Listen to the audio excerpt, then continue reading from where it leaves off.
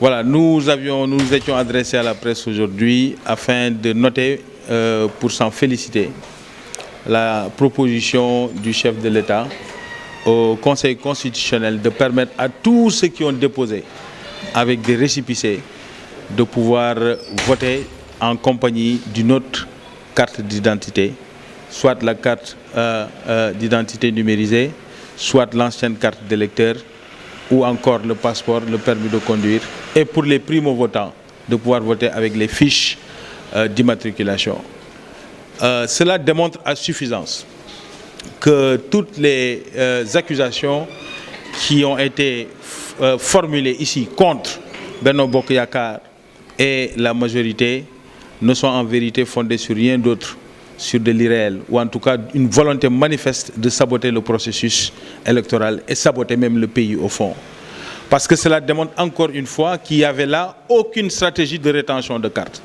Les manifestations qu'ils voulaient organiser aujourd'hui avaient comme appel d'aller récupérer les cartes électeurs dans des lieux où ils ne sont même pas. Et tout le monde sait que les cartes électeurs ne sont pas dans ces lieux qui étaient indiqués.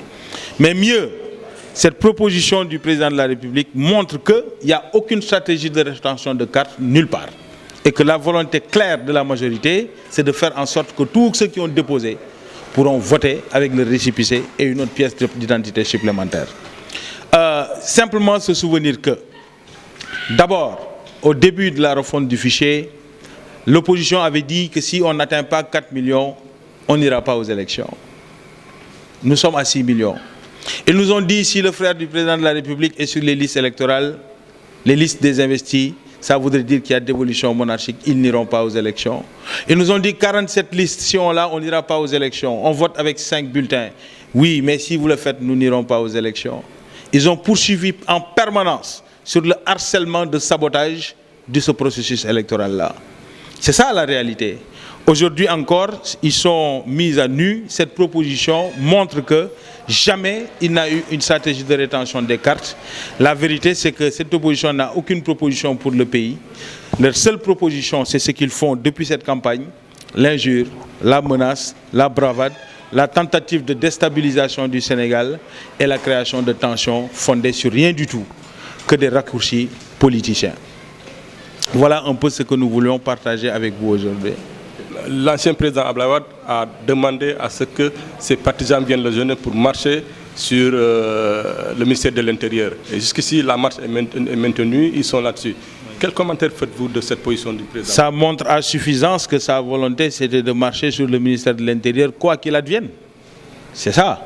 En vérité, notre Papi Wade, entouré effectivement de papis aussi d'ailleurs, qui ne sont pas forcément, ne le conseillent pas bien.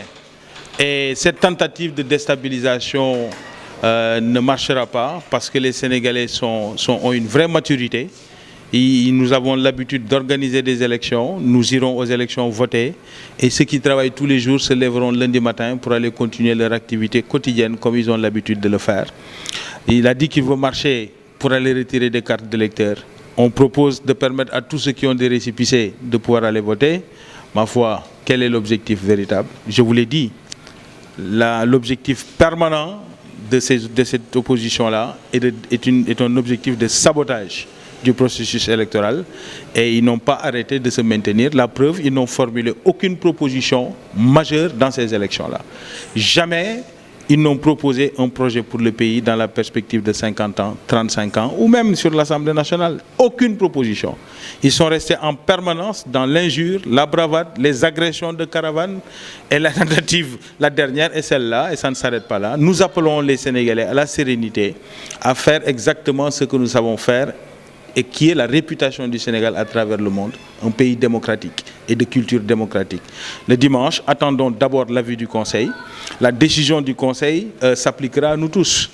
Et nous allons suivre cette décision-là en toute sérénité, voter dimanche et le lundi, chacun va retrouver ses activités comme les Sénégalais ont l'habitude de le faire depuis 1848.